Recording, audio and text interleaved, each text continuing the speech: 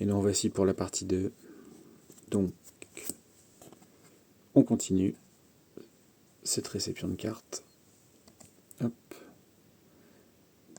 Alors ça, c'est intéressant. Le lézard électrique qui est en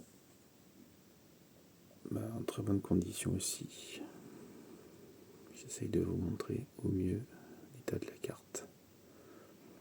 Petite rayure au milieu là. Rien de grave. Hein. Alors là, on est sur du volume 5 ou volume 4. Je ne sais plus exactement, il faudra que je reprenne mes notes. Parce que comme vous avez pu le voir, on est sur les tout premiers sets Yu-Gi-Oh! Bien avant les extensions qui portaient des noms, donc c'était volume 1 jusqu'à volume 7. Volume 1 étant le premier à être sorti. Donc c'était les premiers boosters édités par Konami. Avant c'était Bandai qui avait la licence Yu-Gi-Oh! Qui avait sorti quelques cartes, une centaine de cartes. Ça n'a pas marché. Konami a repris le bébé et donc ça fait partie des premiers volumes. Et donc comme vous pouvez voir, il n'y a pas d'œil d'Anubis ici dans l'angle. Il n'y a pas de référence. Donc pour s'y retrouver, c'est un peu compliqué. Il faut très très bien connaître les sets si vous voulez faire ça de tête. Moi personnellement, j'ai d'autres choses à penser, donc j'ai ma liste. Après, il y a des sites spécialisés où vous pouvez retrouver la liste des cartes. Là, l'idée, c'est j'ai pas mal de ces cartes-là. Je suis loin d'avoir tous les volumes. Et le vendeur, toujours le même, avait cette carte en vente que je n'avais pas. Donc pareil, je l'ai prise et elle est en très très bon état. Ça fait plaisir. Hop. Ensuite, on est sur un éclaireur de Hero. Alors, éclaireur de Hero. Ah, tiens, marrant.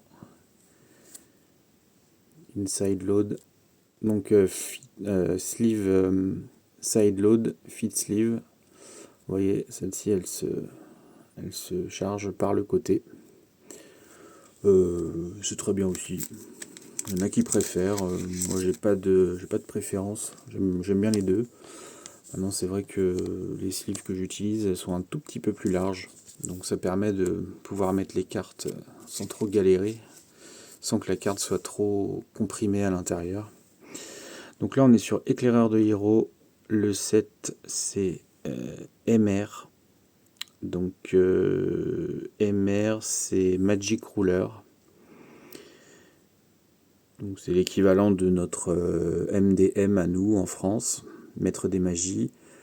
Aux États-Unis, c'était Magic Ruler, qui a ensuite été transformé en Spell Ruler.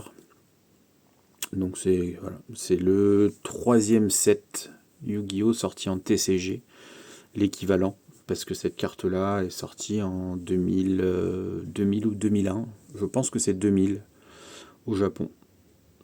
Éclaireur de Hero en super rare. Voilà. Ça fait partie des 2 ou 3 super rares qui composent les 50 cartes du set.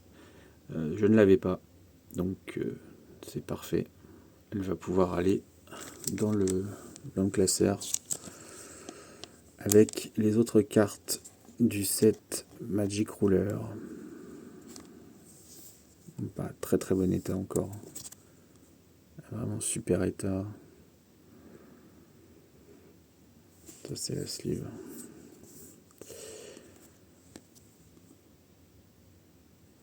Et chez nous, éclaireur de Hero, il n'est pas sorti en super rare, il me semble qu'il était en rare, donc avec le titre qui brille uniquement, et pas l'image.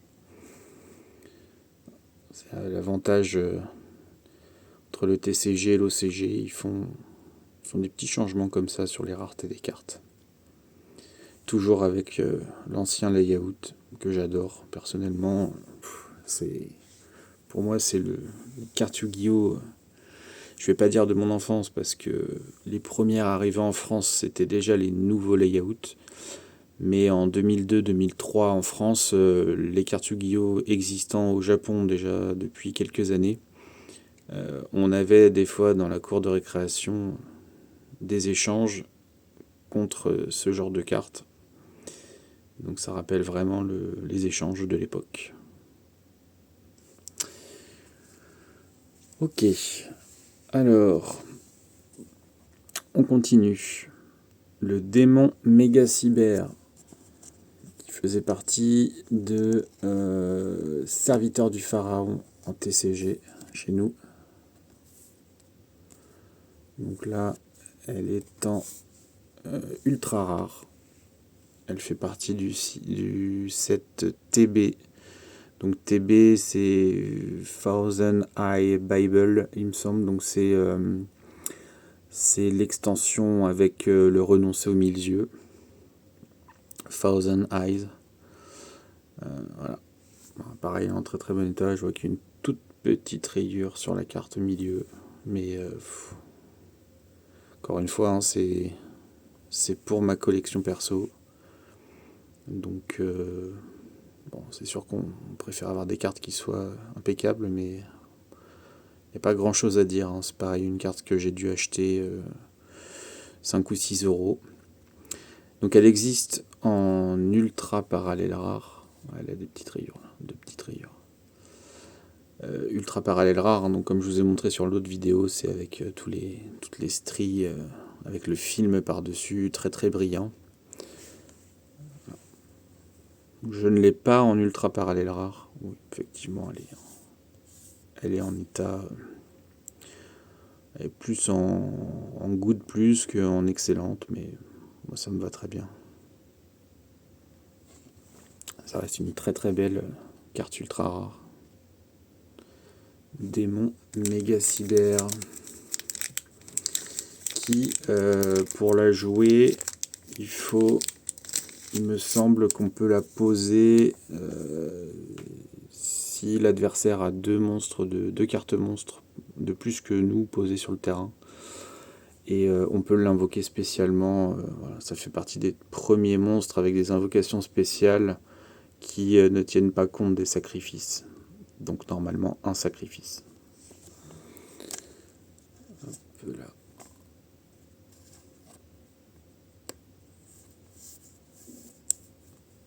Parfait. Impeccable. Voilà. Hop. On continue. Alors celle-là, il me semblait pas l'avoir commandée. Ça fait partie des sets que je veux faire. Pour être franc, MA. Donc, je vais pas y arriver ou quoi? Bien, ok. Donc, MA pour Mythological Age, il me semble, donc l'âge mythologique. C'est un set japonais, un des derniers sets de 2001. Donc moi je vais faire de 99 à 2001, donc MA ce sera le dernier set que je vise en tout cas pour l'instant au niveau de la collection. Et bah pareil, il avait celle-ci à vendre. Je ne l'avais pas encore dans les classeurs au niveau du MA. Et d'ailleurs mon MA que j'ai n'est toujours pas rangé dans le classeur, puisque ça fait partie des derniers. Donc, j'ai bien avancé mais j'en suis pas encore là. Donc pour l'instant, elle n'a pas de place en classeur, celle-là. Mais au moins, je l'ai. Je suis incapable de vous donner son nom, par contre, en français. En japonais aussi, d'ailleurs. Mais elle est très, très, très belle. Les artworks de l'époque, c'était quelque chose. Je vous montre un peu plus près.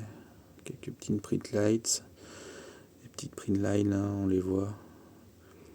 Mais après, la qualité d'impression des cartes japonaises, vous voyez, là, les cartes, elles ont 25 ans. Bon, elles ont été très bien conservées, ça c'est indéniable. Mais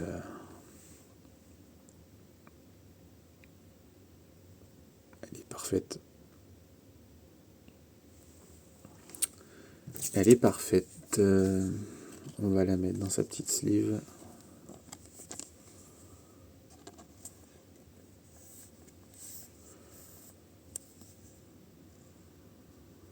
Très bien. Alors, ensuite, il m'en reste 2. Donc, il me reste le GOAT. Bon, tout le monde sait ce que c'est. Et le vendeur avait ça. J'ai enchéri dessus. J'ai gagné l'enchère. C'est pas quelque chose que je veux faire normalement. Mais donc, on voit, hein, c'est du CSOC. Donc, c'est sorti en 2007 ou 2008. Quelque chose comme ça. C'est pas tout récent non plus, hein, c'est même considéré comme du rétro aujourd'hui. Un petit pet là. Donc il me semble que c'est un guerrier turbo, guerrier nitro, je sais jamais. J'y connais pas grand chose dans ces extensions. Par contre voilà, je crois que je l'ai eu à 3 € en enchère. Je voulais pas mettre plus, mais les Ultimate, c'est quand même quelque chose. La rareté Ultimate est vraiment magnifique. Cette texture-là, c'est incroyable. Et encore plus sur des cartes japonaises. Alors, vous voyez, elle a été tapée un petit peu là et là. Je sais pas encore où est-ce que je vais la ranger. Est-ce que je la revends? Je pense que je vais la garder. Elle va aller dans un de mes classeurs avec les autres cartes japonaises que j'ai en petite quantité. Mais vraiment magnifique. En carte synchro en plus comme ça, je pense que ça fait partie des toutes premières synchros. Elle est vraiment magnifique. Je regarde la carte en vrai et dans le retour du téléphone, ça rend très très bien sur le téléphone, mais alors en vrai c'est incroyable cette rareté. Voilà. Donc pour ceux qui savent pas quoi faire, qui adorent Yu-Gi-Oh, qui savent pas quoi collectionner, déjà je vous conseillerais les cartes japonaises. Si vous êtes pur collectionneur, niveau qualité d'impression, c'est quand même quelque chose d'assez fou. Et on voit que c'est une Ultimate juste sur la face arrière. On voit le relief qui ressort de la carte. C'est pas un défaut d'impression, c'est vraiment y a du relief, donc ça a été elle a été un petit peu tapée là, mais franchement rien de grave. Elle est incroyable.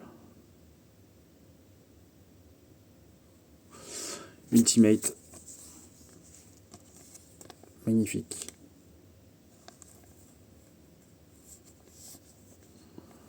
Bon, quand je la passe, je sens le relief. Superbe carte. Et enfin, pour terminer, le GOAT. J'ai présenté dans un de mes shorts les 2 frères de cette carte. Donc vous voyez, il n'y a pas marqué Konami, il n'y a pas marqué Yu-Gi-Oh, il n'y a rien marqué. Tout simplement parce que là, on est sur une carte promotionnelle qui était disponible, qu'on pouvait avoir dans le jeu Yu-Gi-Oh! Duel Monster sur Game Boy Color au Japon uniquement. Après, ils l'ont réédité, voilà, Dragon et les 2 rats, en version G4. Donc toutes les Game Boy promo, tous les jeux Game Boy, puisqu'à la base Yu-Gi-Oh! Est sorti beaucoup sur les jeux Game Boy. Game Boy Color, Game Boy Advance, etc. Game Boy Advance, c'était déjà l'ère GX. Mais tout ce qui est sur Game Boy Standard, Game Boy Color, c'était encore l'ère Duel Monsters. Et donc ils ont sorti un jeu, je pense que c'est... Je crois que c'est The Great Duelist, un truc comme ça. Et donc il y avait des cartes promo dedans. Et on pouvait avoir soit le dragon et les 2 rats, soit Obélisque le tourmenteur, soit Slifer, le dragon du ciel. Et donc c'était des cartes qui sont illégales. Elles ne sont pas jouables en duel. Alors, je parle pas japonais, mais ce que vous avez de marqué là, ça veut juste dire attention, cette carte est illégale, vous ne pouvez pas la jouer. C'était vraiment une carte promo que pour de la collection, en secret rare.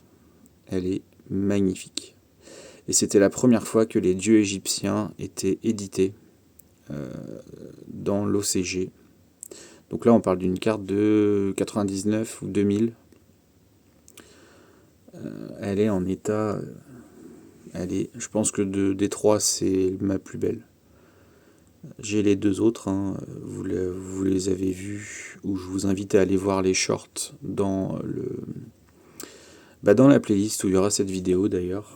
Il y a toutes mes reviews de cartes japonaises. Et il y a ces deux frères.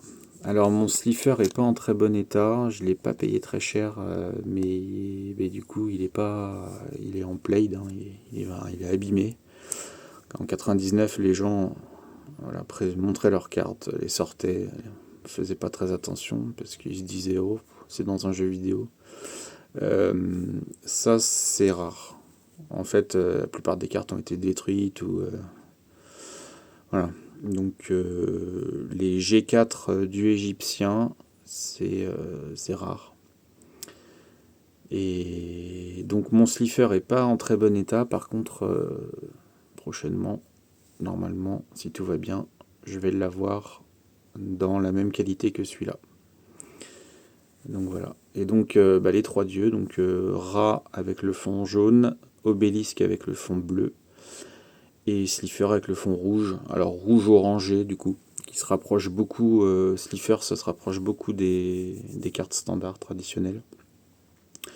Et là on voit vraiment la grosse différence là-dessus. C'est assez incroyable. Elle est magnifique. Magnifique.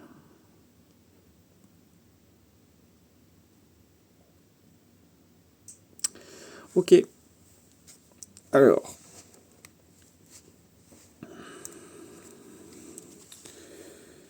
Voilà.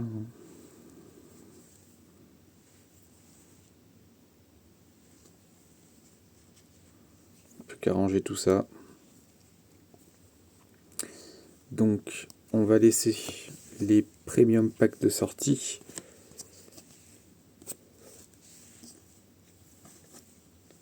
Et les autres, ça donnera lieu à une autre vidéo parce que mes grosses séries, c'est dans un gros classeur. Et là, pour le coup, mes premium packs, c'est dans un petit binder, donc ce sera plus facile de vous montrer. Voilà. Donc,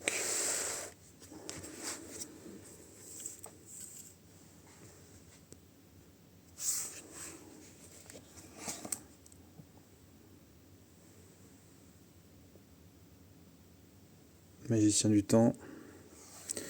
Donc c'est pas le but aujourd'hui de vous montrer le Bandai, hein, mais j'en ai quelques-unes de Bandai.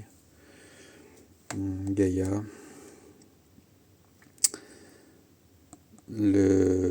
Comment il s'appelle, Ferial Imp. Lutin sauvage. Bébé dragon là-haut. Voilà, ça c'est le Bandai. Hein. Le Kunai avec chaîne. Malédiction du dragon. Quelques cartes sympas de chez Bandai. Ensuite, voilà, là on va attaquer, donc tout ça, ce sont ce qu'ils appellent les boosters, donc c'était des cartes disponibles uniquement dans des machines au Japon, donc au même titre que les volumes 1 jusqu'à volume 7, qui étaient achetables dans les magasins, les boosters, etc. Là, les boosters, en fait, vous mettiez une pièce dans une machine, un peu comme les duels terminal, et ça vous donnait des cartes. Donc pareil, booster 1, booster 7 avec des cartes différentes. J'ai pas tout, c'est pour ça que c'est pas trié, c'est classé du booster 1 au booster 7, mais j'ai pas tout. Le premium pack originel, j'ai pas tout encore, mais ça avance. Alors ça c'est le Dark Ceremony avec le miroir qui fait partie du Premium Pack 2 puisqu'ils sont en ultra rare. Alors que Dark Ceremony c'était en super rare. Donc les rituels avec leur carte magie rituelle. Le petit soldat du lustre noir. Magnifique. Alors là, on est sur les P3. Donc, vous voyez, P3, c'est en ultra parallèle aussi. Donc, en mode standard, enfin super parallèle du coup, et en mode ultra. Le fameux Sengenjin que j'ai en standard. Donc, je vais peut-être pouvoir vous montrer quand même comme ça. Si j'arrive à l'enlever. Voilà, Sengenjin en standard. Et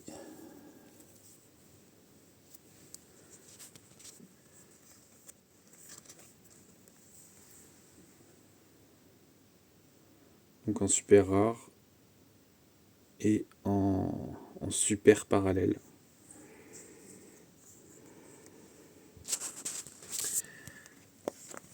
Bon bah pareil, hein. L'ultime dragon en super parallèle et en super rare. Dragon metteur noir que je n'ai pas en parallèle. Dragon 3 cornes que je n'ai pas en parallèle non plus. Et le Pégase, voilà, j'ai quelques cartes encore que je n'ai pas en parallèle. Là, vous les avez en parallèle les deux.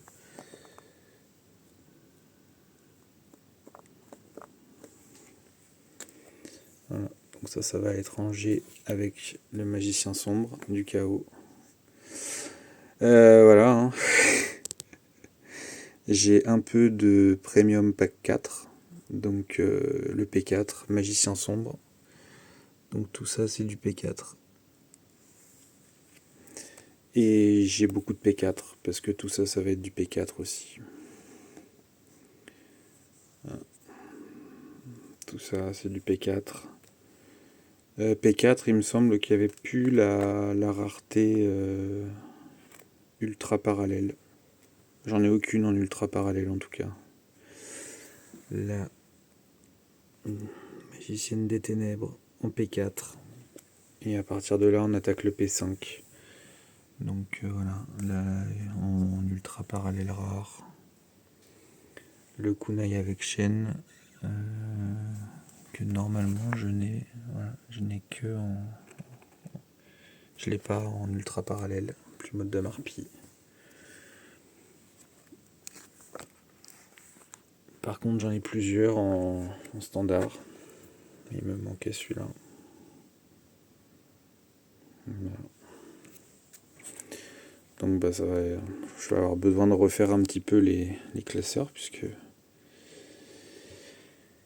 voilà le dragon de métal aux yeux noirs en ultra et puis en standard j'en ai quelques-uns. Bouclier millénaire, le fameux métalmorphe que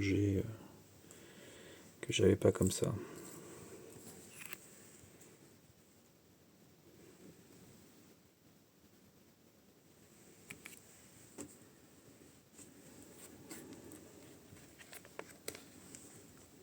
Et voilà. J'ai encore un petit peu de place pour mettre d'autres trucs. Et j'ai d'autres trucs de prévu, je vous rassure. Voilà, j'espère que ça vous a plu. Vous avez vu un peu déjà un bout de ma collection sur les Premium Packs. Donc j'ai Premium Pack 2 par exemple, ça coûte très cher, c'est très rare. Bon, le 4 j'en ai beaucoup. Il faudra peut-être que je fasse de la place en les revendant. Premium Pack 3 j'en ai pas mal aussi. Dark Ceremony et Premium Pack 2 en fait j'en ai quasiment pas à part ces deux là. Voilà. Donc ça fera partie des choses à faire. Le premium pack original, donc avec le magicien du temps secrète qui est pas en très bon état. Et surtout, ce qui est très intéressant, c'est que j'ai mes cartes qui se sont fait bloquer dans le booster. Donc elles ont le marquage du booster. Bon. Voilà. Sur le P1. Et voilà, j'espère que ça vous a plu. Je vous dis à très bientôt pour une nouvelle vidéo. Au revoir.